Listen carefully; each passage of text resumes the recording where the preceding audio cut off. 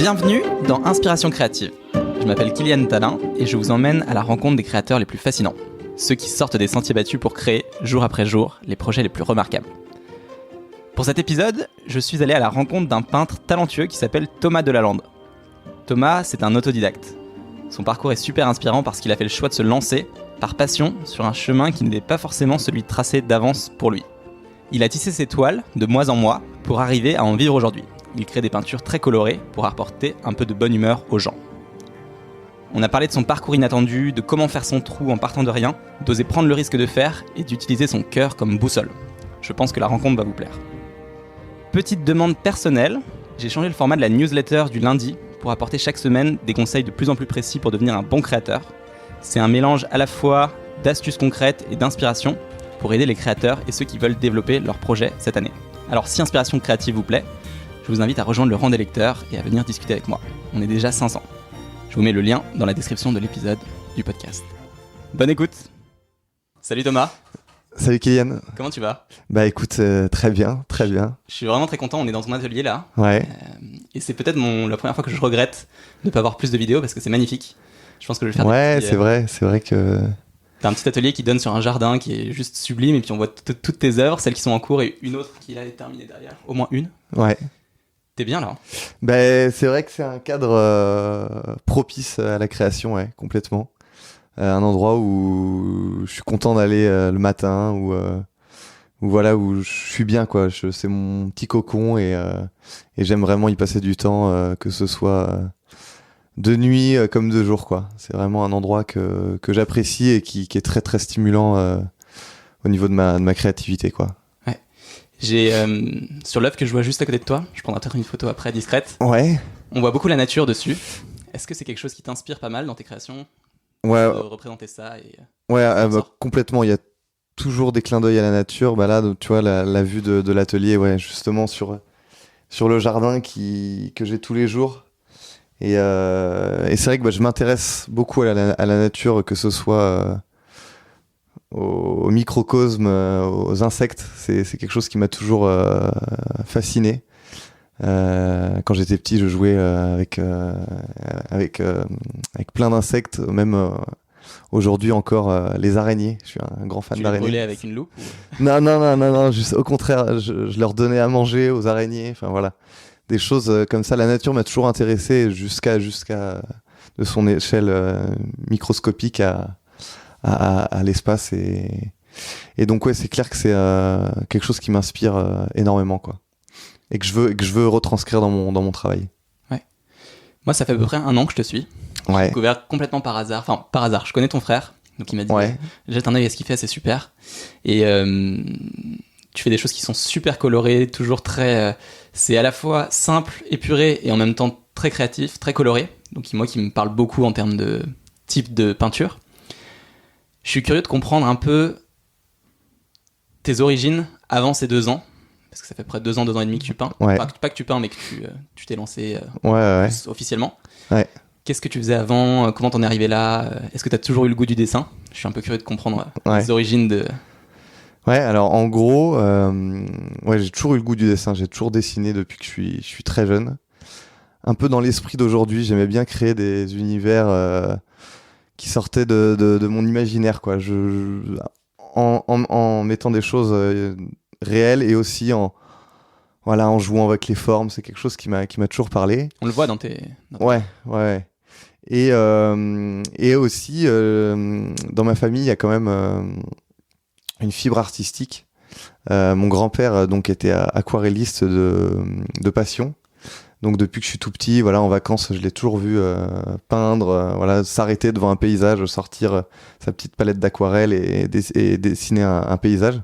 Il te faisait essayer ou c'était surtout tu regardais ? Non, je le regardais, je l'observais, quoi. Je l'observais et déjà ça me fascinait, quoi, de le voir partir d'une feuille blanche et de reproduire à coups de crayon et de peinture un paysage et de le rendre presque réel sur papier. Ça me fascinait. Ensuite, j'ai ma tante, du coup sa fille, qui a repris un peu le flambeau. Qui elle fait plutôt de l'animalier, une peintre animalier, donc plutôt des poissons, oiseaux, sur des éléments qu'elle récupère, donc du bois flotté, des vieilles planches, des portes. Donc voilà, on va dire que ça a été, je pense, mon premier contact avec la peinture, quoi. D'accord. Et donc j'ai toujours vu ça, j'ai grandi un peu avec ça au fil de mes vacances et de ma vie. Donc voilà, c'est pas, on va dire que c'est pas venu de nulle part non plus. Et ensuite, voilà, moi j'ai toujours apprécié dessiner. C'est quelque chose que je faisais depuis que je suis tout petit, quoi. Avec un ami, au début, on s'amusait à dessiner, voilà, des petits militaires. C'était notre délire à créer des univers avec des petits militaires. Ensuite, Tu y passais beaucoup de temps ou c'était vraiment plus comme ça avec lui, on pouvait y passer des après-midi, quoi. On pouvait y passer des après-midi à dessiner aussi justement des insectes. Justement des militaires qui se battaient contre des insectes géants. Enfin voilà, ce genre de dessin. Ouais, ce genre de dessin. Et ensuite, même en cours, tu vois, après un peu plus vieux, je gribouillais toujours sur mes feuilles de cours. Enfin, c'est quelque chose que j'ai toujours fait, quoi. T'étais un bon élève ? J'étais un élève moyen plus, quoi, on va dire. Ouais. On va dire. J'étais souvent dans mes pensées, justement. J'avais du mal à être focus sur les paroles d'un professeur, quoi. Sauf certains profs vraiment charismatiques et qui arrivaient à retenir l'attention. Mais souvent, quand c'était monotone, je dessinais. Et est-ce que t'aimais l'art plastique ou pas du tout ? Si, bah ouais. Ça peut avoir un côté un peu... tu vois, quand on essaie de nous apprendre l'art plastique et de nous éveiller un peu à cet art, ça a une approche quand même qui peut être assez tracée par le professeur, quoi. Ouais, bah complètement. Mais moi, je me souviens d'un projet que j'avais adoré, qui était pas du tout en lien avec la peinture. Pour le coup, c'était une construction d'allumettes. Et j'avais adoré construire toute une base, un peu une base militaire. Tu vois, c'était encore un peu l'époque. Ça devait être en 6e ou 5e. Et ouais, ce projet-là m'avait marqué. Après, ouais, l'art plastique, on va peut-être pas assez loin, justement. Justement, je trouve qu'on n'expérimente pas forcément la peinture, ou c'est des choses assez conventionnelles. Enfin voilà, je trouve que ça pourrait aller plus loin, justement, dans l'éveil créatif, quoi. Dans ton parcours après, ouais. Il y a quand même une grosse période où tu ne te diriges pas du tout vers l'art dans ta vie. Non, ouais. Qu'est-ce que tu faisais à ce moment-là et qu'est-ce qui se passait dans ta tête ? Donc du coup, j'arrive en terminale, donc vient le moment de l'orientation. Donc j'avais fait section ES, économique et sociale, et donc je savais pas vraiment quoi faire, et je me dirige un peu par défaut vers un IUT, GEA, gestion des entreprises et des administrations, ce qui était un petit peu la suite un peu logique après la section ES. Donc vraiment, voilà, je savais pas trop quoi faire, et on me disait que ça ouvrait des portes après, qu'il y avait pas mal de possibilités derrière. Donc je suis allé, donc j'ai fait cette IUT, voilà, où j'étais toujours moyen plus, ça passe quoi, ça passait. Et donc pareil, j'arrive à la fin de cette IUT, je savais pas non plus trop quoi faire, et on me dit les écoles de commerce c'est bien, il y a plein de débouchés derrière, voilà, ça ouvre des portes, tout ça. Donc je me dis allez go, on va faire ça.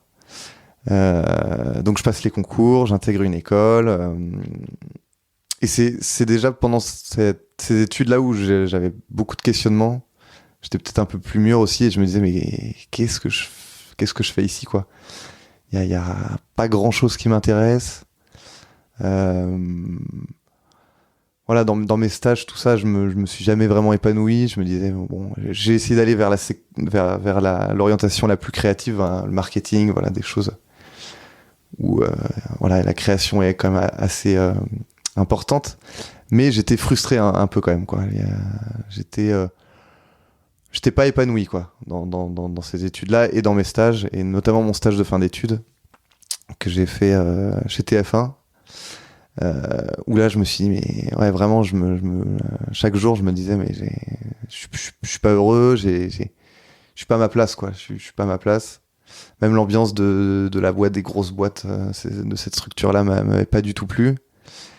Et donc c'est après ce stage où j'arrive au moment où je dois chercher du travail. Et j'avais aucune motivation. Enfin, dès que je voyais une annonce, j'avais pas envie, quoi. Enfin, il y avait rien qui m'excitait, quoi. Et c'est à ce moment-là où, à l'été du coup 2017, j'étais dans la maison de vacances de mes grands-parents dans le sud-ouest, justement. Il pleuvait, et là, je décide de me remettre à dessiner. Et ma tante, justement, qui peint, me dit mais tu devrais essayer de faire tes dessins sur toile, ça pourrait être vachement sympa.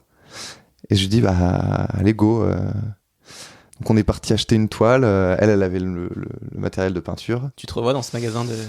Ouais, mais complètement. Et je me revois avec mon grand-père acheter le Posca, là, le stylo noir là, pour faire mes contours. Et là, c'était parti. Donc j'ai commencé à... Là, pour le coup, je suis vraiment parti. J'ai pas travaillé en croquis. Je suis parti vraiment directement sur toile. Et tout de suite, j'ai adoré. Et après, tout le processus peinture, choisir ses couleurs, voilà, créer son univers. Et ensuite, donc, tout terminer avec mes tracés noirs. Là, j'ai trouvé ça génial. Et je me suis dit, tiens, mais j'ai envie de continuer. J'ai envie d'essayer d'aller plus loin. Et voilà. Et après, j'ai commencé à montrer donc cette première toile donc à un cercle proche, à des amis, notamment une amie qui était en lien avec le monde de l'art, qui me dit mais c'est génial, c'est top, enfin voilà, j'ai eu des retours assez positifs. C'est fort ça pour une première. Ouais, en fait ouais, et beaucoup de gens aussi surpris quoi, parce que qui savaient pas du tout, ça sortait un peu de nulle part quoi, parce que voilà Tu l'as vendue cette première ou tu l'as encore? Non, je l'ai encore. Celle-là, ouais. Elle sera pas en vente. Ouais, je comprends. Ouais, non, celle-là, j'y suis vachement attaché, quoi. Elle est là-haut, je pourrais te la montrer tout à l'heure. Ouais, je veux bien, avec grand plaisir. Ouais. Est-ce que c'était quand tu repenses un peu à cette période qui est forcément un peu difficile, où t'es dans le doute, où tu sais pas trop vers où aller, et que tu vois cette porte de sortie qui est géniale et en même temps inattendue un petit peu, que tu pouvais pas trop prévoir à l'avance.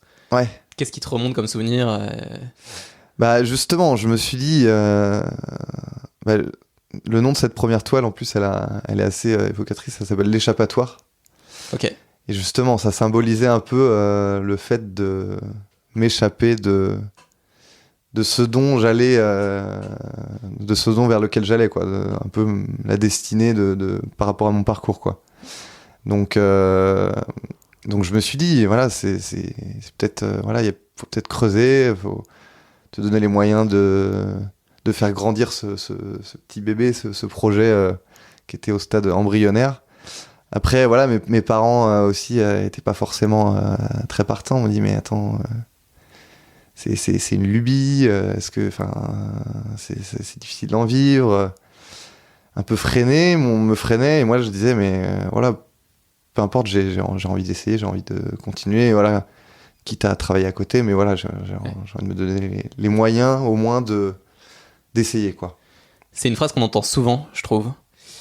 Quand on se met à créer, on a des gens dans notre entourage qui mettent des petits bâtons dans tes roues, qui mettent un frein en tout cas en te disant t'es sûr que c'est la bonne idée, t'es sûr que tu vas pouvoir en vivre, t'es sûr que c'est une bonne idée de faire ça. Est-ce que quand tu étais dans cette situation-là, tu t'es dit je vais y arriver, c'est sûr que je vais m'en sortir d'une manière ou d'une autre, ça, c'est ma destinée et c'est vers là que je dois foncer? Ou est-ce que tu doutais beaucoup de ce qui allait arriver dans l'année qui suivait ou les 18 mois qui suivaient? En fait, au fond de moi, je me disais, je peux y arriver. Si je me donne les moyens, je vais y arriver. Après, forcément, il y a des moments de doute où je me dis, mais c'est un peu de la folie de se lancer là-dedans. Enfin, mais je voulais en tout cas me donner les moyens d'y arriver, quoi. Et donc, voilà, petit à petit, donc j'ai fait ma deuxième toile, troisième toile. Et là, j'ai eu mes premières commandes, donc qui étaient d'abord dans un entourage proche, tu vois, des amis. Et vient la première vente à un inconnu total, pas très longtemps après que je me sois lancé. Donc ça devait être ma 6e toile, qui avait pour thématique Nantes, justement. D'accord. Que j'ai beaucoup représenté aussi, ma ville de cœur, quoi. Ouais. Et à partir du moment où on commence à toucher des gens qu'on ne connaît plus, ben voilà, le projet il devient encore plus crédible, je trouve. Et on se dit, ben tiens, c'est pas, il y a pas d'affect. Complètement d'accord. Les plus beaux messages, j'adore les messages de mes proches, et sur le podcast, je suis en train de lancer une petite chaîne YouTube, etc. Enfin, surtout ce que tu fais, c'est toujours encourageant, et t'es content quand ils sont là derrière, mais il y a une validation qui est beaucoup plus forte quand ça vient de l'extérieur. Ouais, on te dit, il y a un mec de l'autre d'Algérie qui m'envoie un message, il fait j'écoute tes podcasts, et ça fait vraiment plaisir, quoi. Ouais. T'arrives à toucher des gens qui ne te connaissent pas, mais parce que tu exprimes une créativité, une sensibilité en dehors de ça. Ouais, bah exactement.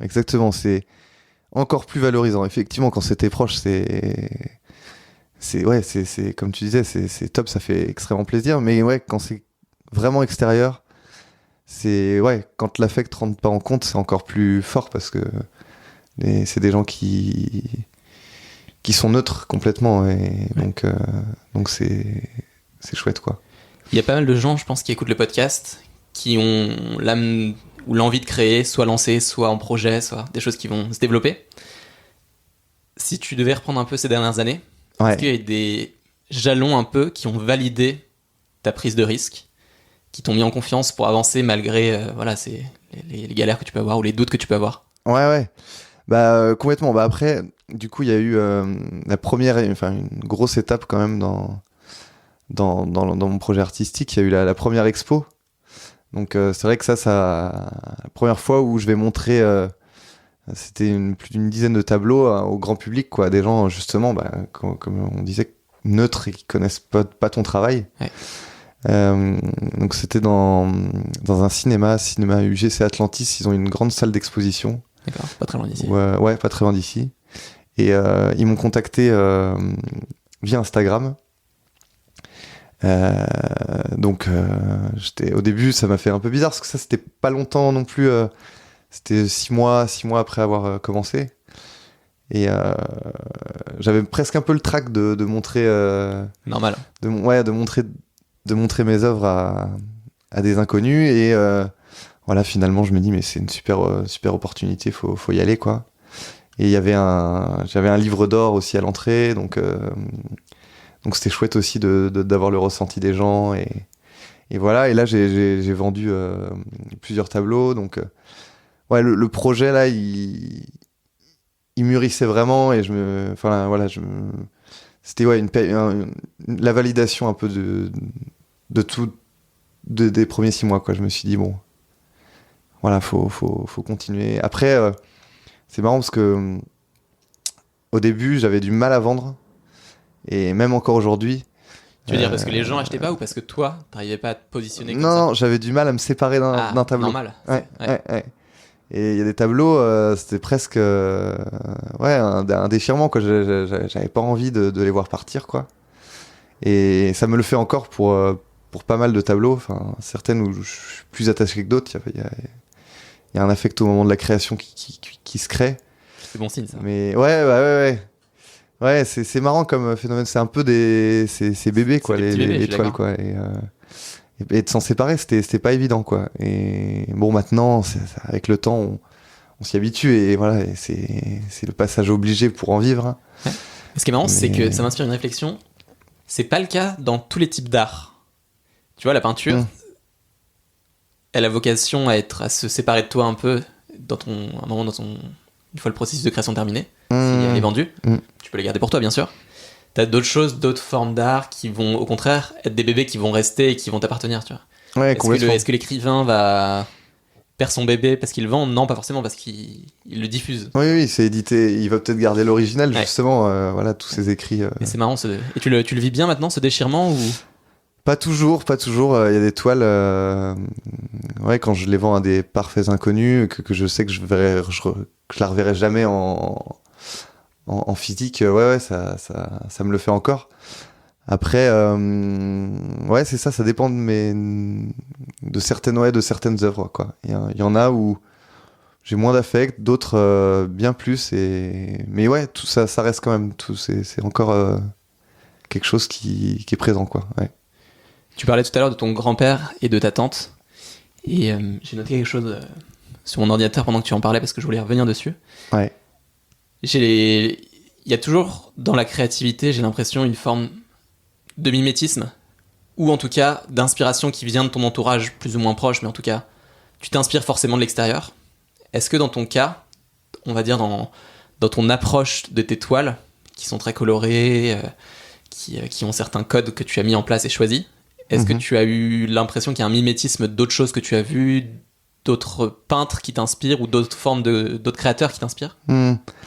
Bah, le fait, ça je me suis posé la question plusieurs fois, si mon grand-père et ma tante n'avaient pas peint, est-ce que je m'y serais mis?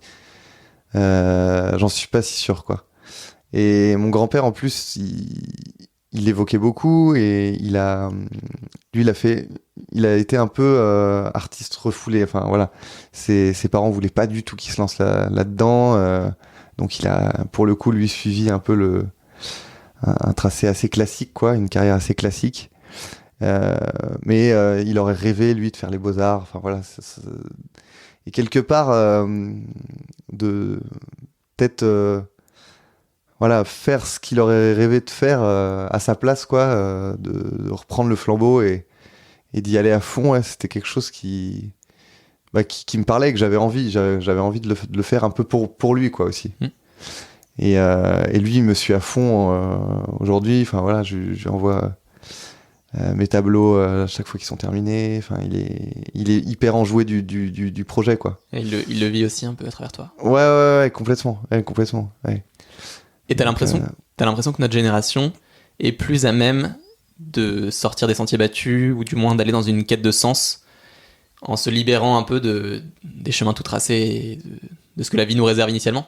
Je pense qu'aujourd'hui, déjà, justement, je trouve qu'avec Internet, il y a beaucoup de témoignages accessibles, voilà, de personnes qui ont quitté un peu les sentiers battus et créé leur propre... voilà, des projets complètement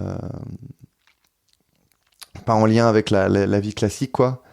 Il y a beaucoup de témoignages qui vont dans ce sens et ouais, on a, je pense, une ouverture d'esprit un peu plus large aujourd'hui.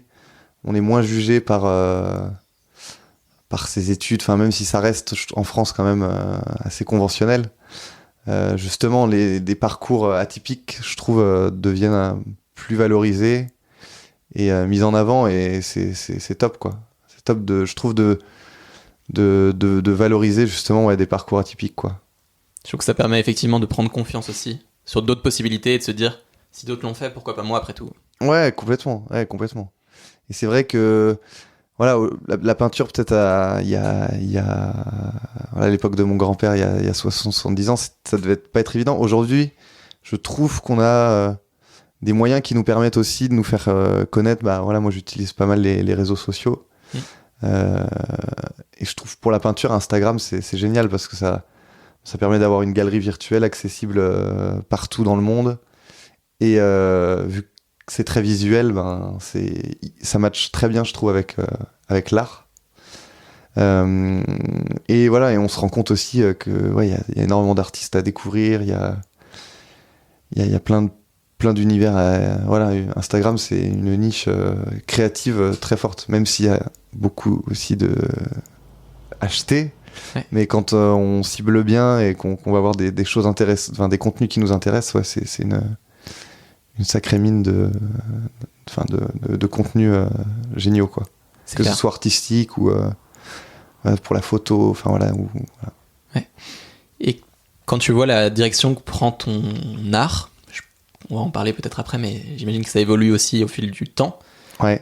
Qu'est-ce que tu dirais qui alimente ta créativité? Quelles sont les choses qui vont t'apporter de l'inspiration, justement? Ouais.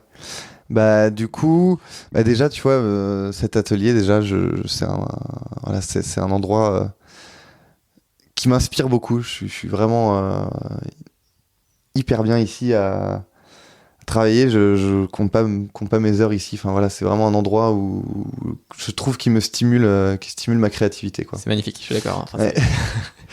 Et après, je me documente aussi beaucoup sur l'art, tu vois. Là, il y a pas mal de bouquins d'art. Je vois Matisse, Picasso, ouais. Chagall. Que j'adore feuilleter, tu vois, entre deux couches de peinture sur les temps de séchage, tout ça. Et c'est marrant parce que Tu vas me dire si c'est vraiment le cas. Mais quand je regarde, t'en as beaucoup où il y a les mêmes noms qui reviennent. Là, ceux que je revois beaucoup, c'est Matisse, Picasso. Ouais. Il y Exact. en a d'autres, hein, mais j'ai l'impression qu'ils reviennent plusieurs fois. Ouais. C'est des styles qui Miro aussi. Miro, Gaudi. Qui te parlent en particulier? Ouais, complètement. Bah, j'ai Gaudi et Miro, j'ai vécu à Barcelone 8 mois, dans le cadre de mes études. Et bah pareil, ça, je peux en parler un peu parce que c'est une ville qui est culturellement hyper attractive et qui m'a peut-être aussi un peu ouvert à l'art. Que ce soit dans la rue, il y a beaucoup de street art et des choses magnifiques. Et des musées aussi vraiment cool. Et Gaudi, toute l'architecture de Gaudi qui est incroyable, quoi. Et qui est très coloré, très gai. Il a fait des choses incroyables. Et la Sagrada Familia aussi.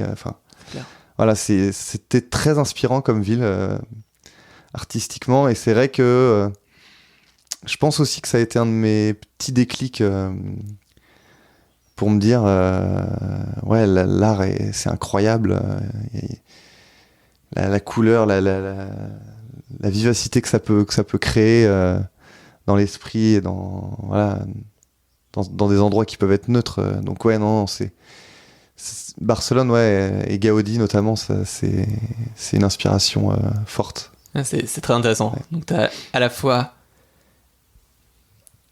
d'autres peintres avant toi, mais t'as aussi des voyages, ou en tout cas des changements de cadre.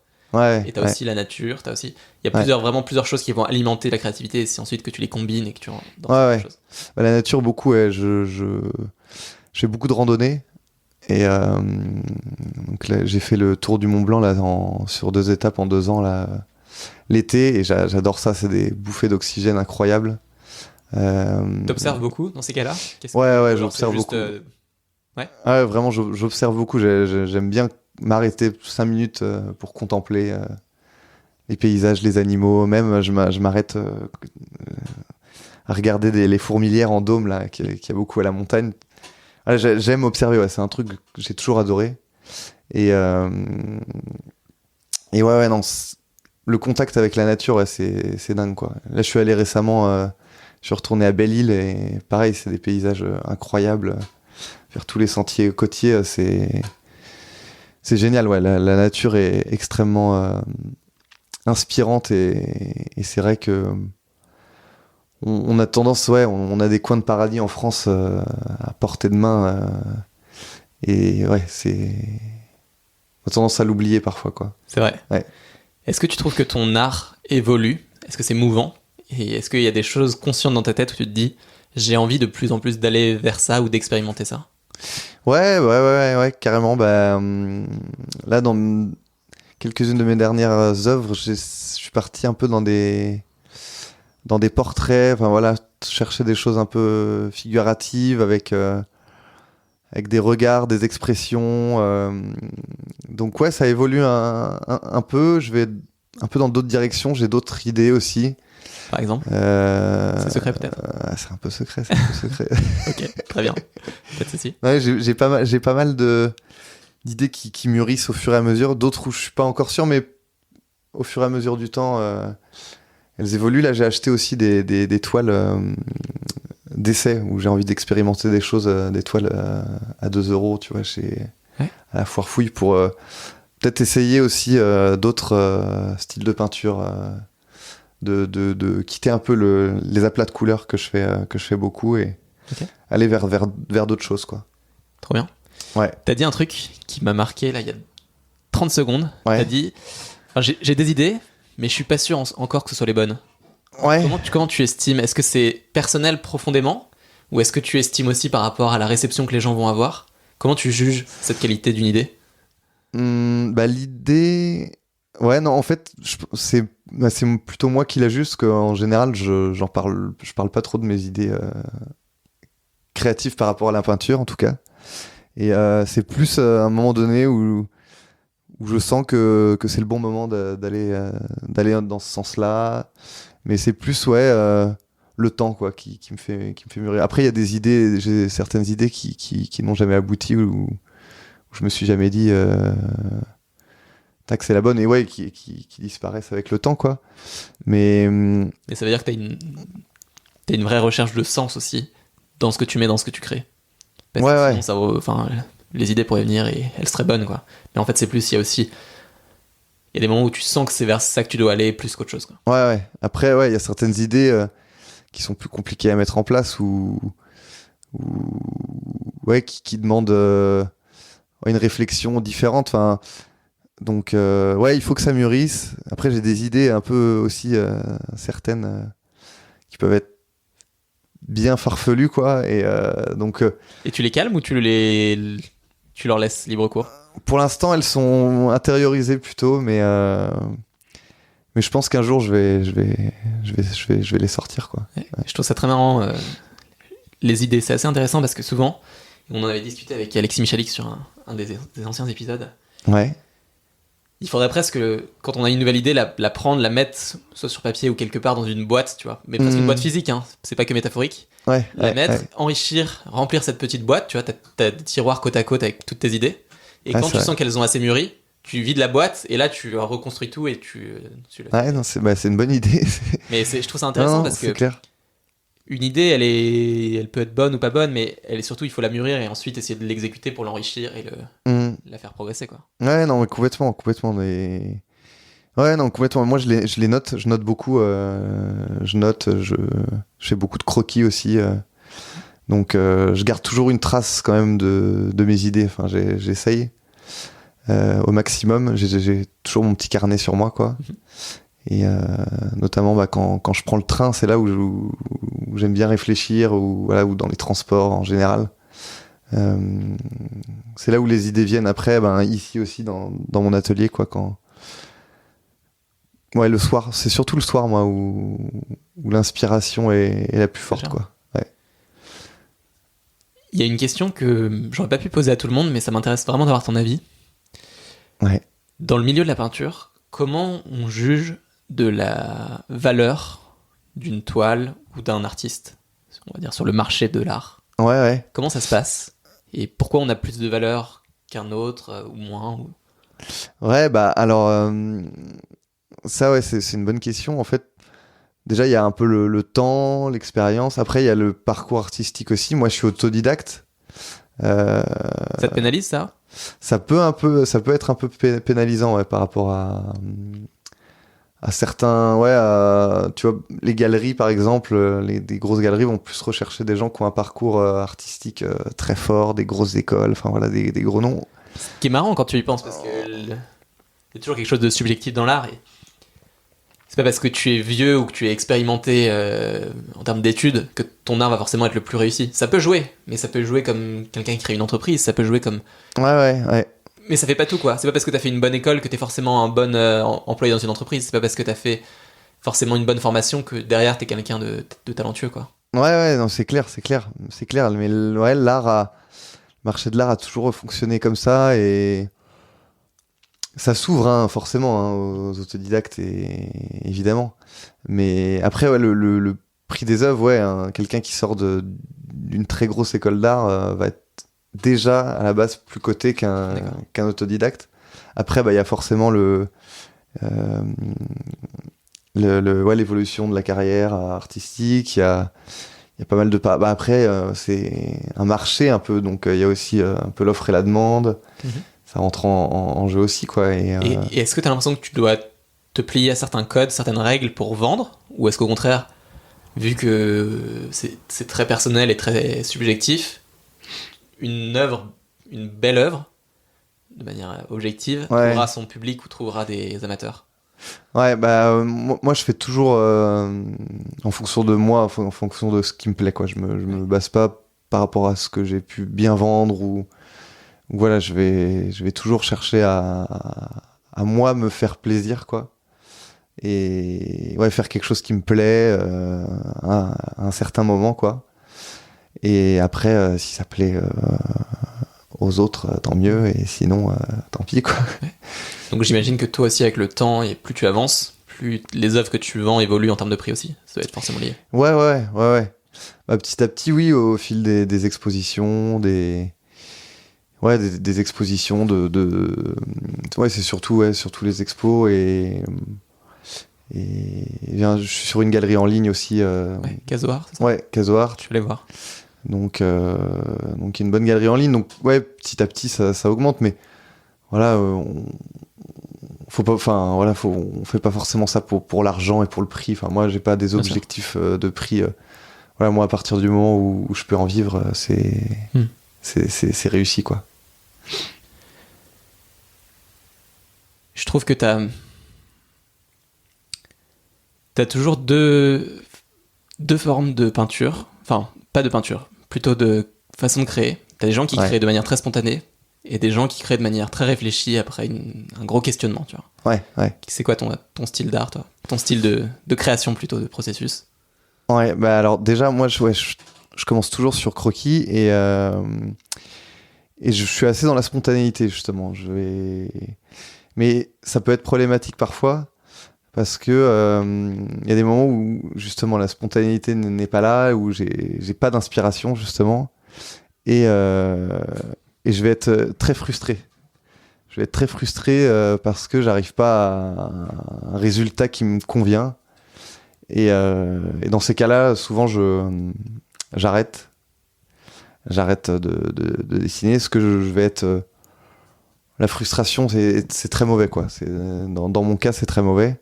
Donc, je vais aller m'aérer, me balader, courir, enfin voilà, me changer les idées.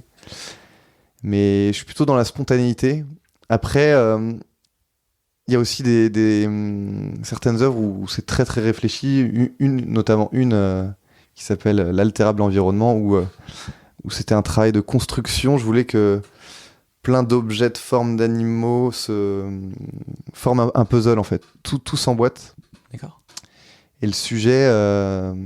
donc là, il y avait une thématique sur, justement, l'environnement, la dégradation de l'écosystème par l'humain et le rétrécissement des espaces... vitaux, enfin des animaux, enfin voilà. Donc ça dépend des toiles, mais je suis plutôt dans la spontanéité. Moi j'aime bien prendre mon crayon devant ma feuille blanche et voilà, et laisser un peu ma créativité parler et me lancer quoi. C'était déjà arrivé d'avoir une longue période de blocage où tu sentais que tu avais une panne, et dans ces cas-là, qu'est-ce que tu as fait pour y remédier? Ouais, ça m'est arrivé d'avoir 2-3 jours où j'avais aucun croquis qui me satisfaisait, quoi, où je me disais bah non, je vais pas mettre ça sur toile, donc je jette. À chaque fois ça je garde pas, quoi. C'est un peu des brouillons, et ouais, ça m'est déjà arrivé. Et après souvent c'est un peu un déclic, voilà, un jour je vais être dans un bon mood, et là je vais sortir 3 croquis que je vais vraiment apprécier, et où je vais me dire mais ceux-là j'ai envie de les mettre en toile, quoi. Donc c'est marrant. Après ouais, quand j'ai un blocage, justement, j'essaye de me changer les idées, quoi, d'aller me balader, d'aller faire une expo, tu vois, ou d'aller au musée des Arts qui est pas très loin, donc ouais, décrocher et pour mieux revenir, quoi, un peu. Le sport aussi, ça me permet de beaucoup évacuer. Je joue au tennis. Et le tennis, ça me défoule. J'ai besoin aussi de... Donc tu vides la boîte pour qu'elle puisse se remplir aussi. Ouais, voilà. Ouais. Et après, c'est le mystère un peu de l'imaginaire, et à un moment donné, tout vient, et ça c'est pas contrôlable. C'est marrant parce que moi en tout cas, j'ai du mal à le contrôler, quoi. Et t'as des moments de flow où là t'es parti et tu t'arrêtes pas, même tu continues à peindre toute la nuit, j'en sais rien. Ça peut t'arriver. Ouais, carrément, ouais. J'ai déjà peint jusqu'à 2-3 heures, où je suis bien, quoi. Je suis bien. Et pareil aussi, je peux déjeuner très tard, parce que je peux déjeuner à 16h, parce que je suis bien toute la matinée à peindre, et je grappille sur l'après-midi, quoi. Bien sûr. Après, j'essaye quand même d'avoir un rythme, enfin une hygiène. Je voulais en parler un petit peu, justement. Est-ce que tu as une discipline? Est-ce que tu es quelqu'un de discipliné? Est-ce qu'il faut être discipliné pour peindre? Ouais, je pense qu'il faut quand même être relativement discipliné. Après, moi, j'aime bien, justement, je profite de mes, voilà, de la peinture. J'aime bien laisser quand même parler mon corps et l'horloge biologique, voilà, me réveiller avec la lumière du jour. Quand je peins, je laisse mes volets ouverts et le matin, je laisse mes volets ouverts, quoi. Et donc, je suis réveillé par la lumière du jour et par la nature, quoi. Et ça, je trouve ça hyper agréable.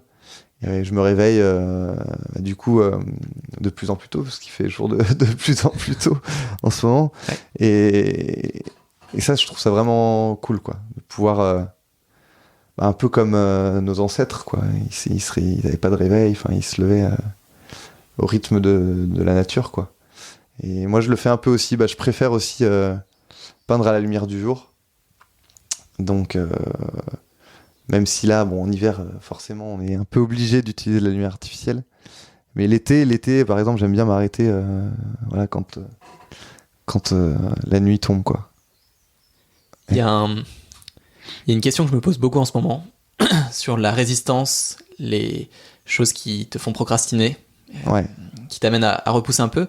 Et je me suis rendu compte ces derniers jours que j'ai eu un passé où je procrastinais beaucoup, et là, depuis peut-être 1 an, beaucoup moins. Mhm. Et j'avais l'impression que c'était aussi lié à une fois que tu sais pourquoi tu fais quelque chose et tu sais ce qui t'anime, en fait, c'est beaucoup plus simple d'arrêter de procrastiner. Alors qu'on a envie de mettre des méthodes, on a envie de trouver des tactiques pour se dire, allez, je vais être beaucoup plus discipliné, mais en fait, la discipline, elle vient naturellement presque quand tu sais pourquoi tu fais quelque chose. Et je me suis dit, c'est une réflexion qui m'est venue ces derniers jours, et je voulais t'en parler un petit peu. Est-ce que c'est ton cas, toi ? Bah ouais, non, mais complètement, t'as raison. Moi, je peux encore procrastiner pour des choses qui, justement, qui vont moins m'intéresser. Par exemple, voilà, les factures, enfin voilà, tu vois, ce genre de choses qui sont pas liées indirectement à la peinture, mais voilà, des choses qui vont moins m'intéresser. Par contre, ouais, pour la peinture, voilà, j'ai pas envie de procrastiner. Le matin, je me lève, j'ai envie d'aller dans mon atelier. C'est la première chose que je fais, c'est que j'allume le chauffage, je vais prendre mon petit déj, je reviens et je suis bien dans cet endroit, et voilà. c'est une bonne boussole, ça, l'envie. L'envie, je pense que à partir du moment où on a envie, ouais, effectivement, on n'a plus raison de procrastiner, parce qu'on on veut faire. Donc ouais, c'est clair que c'est un bon moyen de. Souvent, ouais, la procrastination, ça vient par une flemme ou ouais, effectivement la non-envie et le désintérêt, quoi, pour ce qu'on devrait faire. Je suis complètement d'accord. Ouais. Il y a une anecdote qui m'est arrivée il y a 2 jours. J'avais fait un post sur LinkedIn pour partager le podcast. Ouais. Et une dame me répond, et j'aime bien quand il y a des petits débats comme ça qui se passent, parce que c'est souvent qu'il y a une position clivante. Et une dame me répond sur... elle commence à me parler de marketing, lié à la créativité, etc. Okay. Elle a sa position qui est différente de la mienne, et elle me dit un truc, elle me dit... Ces choses-là, qui sont la promotion de la créativité, de ce qu'on fait comme de créatif, ouais, se détournent un peu de l'art pour l'art, tu vois. Et elle m'a dit un truc, et je voulais en parler avec toi. Okay. L'art pour l'art, c'est souvent le geste qui nous échappe. Et je me suis vraiment posé cette question, est-ce que vraiment l'art, ça doit être quelque chose qui nous échappe, ou au contraire, toi en tant qu'artiste, tu aimes que les gens comprennent ce que tu fais, ou est-ce que au contraire, c'est bien qu'il y ait une part de mystère ? Alors ouais, ça c'est une bonne question. Pas facile comme question. Et justement, moi je serais assez... ça dépend, ça peut dépendre un peu de mes travaux, quoi. Mais j'aime bien quand même qu'il y ait une part de mystère. Dans beaucoup de mes tableaux, je cache des choses, quoi. J'aime bien cacher des choses, que le regard du spectateur se perde un peu dans la toile, et petit à petit finissent par trouver. C'est ça aussi que j'aime. Mais après, je trouve que justement aujourd'hui dans l'art contemporain, il y a beaucoup de... On est vachement dans le mystère. Et même un peu trop, je trouve qu'il y a un peu de bullshit. C'est une manière de se donner un genre un peu, pour certains, tu penses ? Je pense qu'il y a une sorte, on a ouais, de réflexion intellectuelle sur finalement un trait sur une toile blanche. Et voilà, ça va je trouve un peu trop loin justement parfois dans l'art contemporain actuel, quoi. Est-ce qu'il y a une forme d'éloge de l'artiste incompris qui, justement, par ce mystère qu'il a, suscite l'incompréhension, mais aussi, du coup, l'estime? Ouais, un peu. Bah, j'ai l'impression que c'est ça. Hein, il y a des artistes ultra cotés aujourd'hui qui finalement, ouais, sont tellement dans le mystère que ça éveille la curiosité. Et on se dit, mais qu'est-ce qu'il a voulu dire, nanana. Et après, il y a toujours une explication un peu intellectuelle de critiques d'art derrière. Mais c'est un peu aussi spéculé. Enfin, l'art contemporain fonctionne comme un marché. Il y a beaucoup de spéculation autour de ça. Et justement, le mystère absolu, je trouve, est trop présent. Et à vouloir interpréter n'importe quelle création banale, ouais, enfin, ça me parle pas. Et moi, je suis quand même plutôt dans une recherche esthétique, quoi. J'aime bien, voilà, que ça parle directement, que ça. Ouais, j'ai l'impression en te parlant et en voyant ce que tu essaies de transmettre dans tes toiles, que tu as une recherche de connexion aussi avec les gens qui te suivent. Ouais, complètement, ouais. Ouais, complètement. Moi, ce que je recherche beaucoup, déjà, moi, c'est la bonne humeur, voilà, dégager des ondes positives, quoi. C'est réussi. Et c'est vraiment mon objectif, quoi, dans chacune de mes toiles. Même si parfois il y a des sujets abordés, voilà, comme l'écologie, tout ça, qui peuvent être plutôt engagés, ouais, et pessimistes. Mais je suis quand même dans la recherche de gaieté et de positivisme, et voilà, je vais chercher quand même à chercher du positif, quoi. Au maximum, ouais. Et ouais, effectivement, quand on regarde une de mes toiles, je veux qu'on se dise waouh, c'est dynamique, voilà, ça me parle. Voilà. Trop bien. J'étais curieux de savoir, c'est une question très concrète. Une œuvre, ça te prend combien de temps à faire? Un tableau?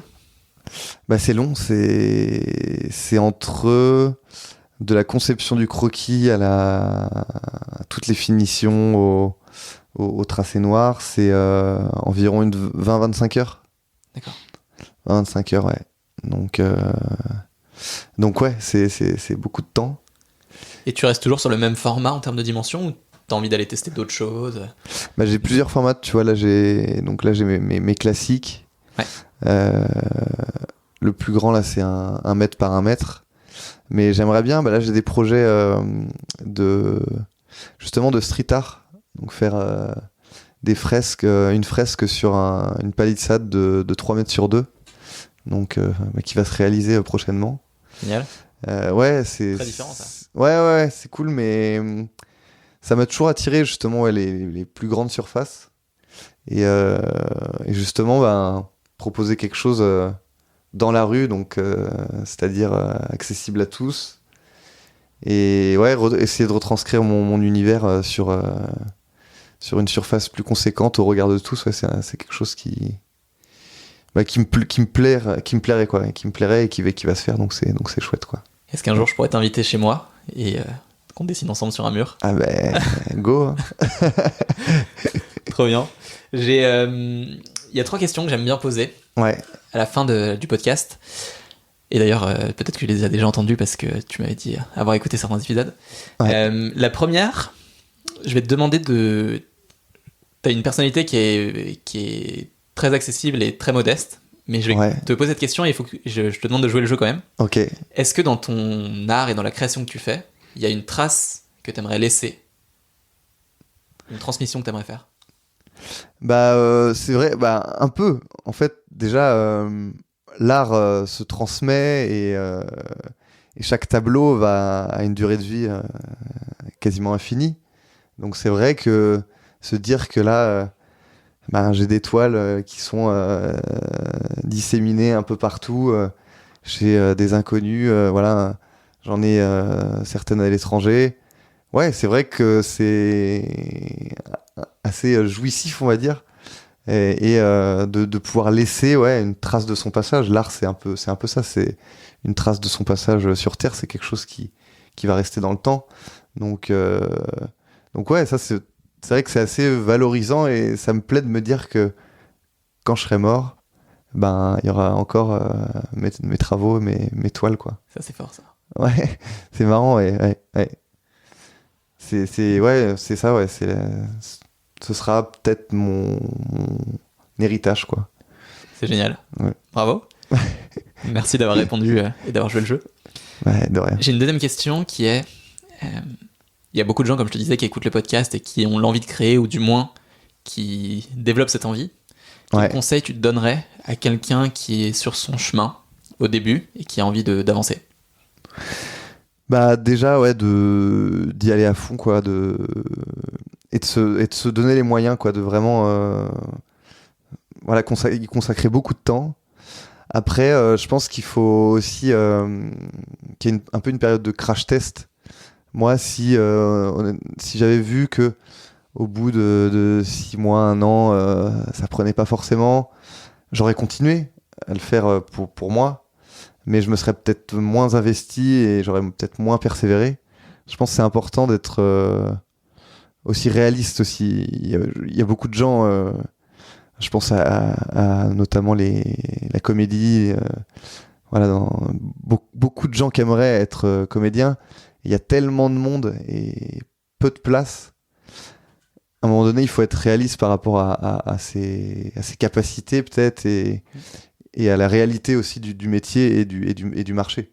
Mais l'art aussi, c'est pareil. Il y a beaucoup d'artistes aujourd'hui. Je crois qu'il n'y a jamais eu autant d'artistes peintres vivants.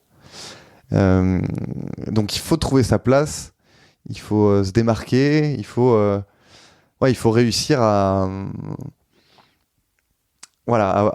avoir son propre style et pouvoir espérer en vivre légitimement, quoi. Mais après, clairement, je pense qu'avec du travail et de l'envie, on y arrive, quoi. Tu penses que tout le monde peut devenir créateur ou artiste? Je pense, alors ça dépend à quelle échelle, ça dépend si on est... C'est une vraie question, hein. C'est presque philosophique, mais ouais. Tu vas avoir des gens qui ont plus ou moins de prédisposition, de certaines choses qui sont plus ou moins innées. Ouais, ça, je pense quand même qu'il y a des prédispositions à la créativité. Je pense que ça se voit assez vite. Je pense qu'un professeur en école maternelle, il y a des enfants qui sont plus renfermés sur eux, d'autres justement qui adorent dessiner, gribouiller. Je pense que ça peut se voir assez vite. Après, je pense qu'on peut quand même tous être créatifs. On est tous créatifs de nature. Créer, c'est vivre. Finalement, c'est un peu de la création. On crée son chemin, on crée sa vie. Mais après, être créatif au sens artistique, je pense qu'on peut. Hein, mais c'est vrai qu'il faut, il faut quand même une fibre et une patte et une inspiration. Mais ça peut venir avec du travail, de l'entraînement et avec des méthodes. Enfin voilà, on peut tous être créatifs. Moi, je pense à la peinture, du coup. Je pense que tout le monde est capable de peindre et de dessiner, d'essayer.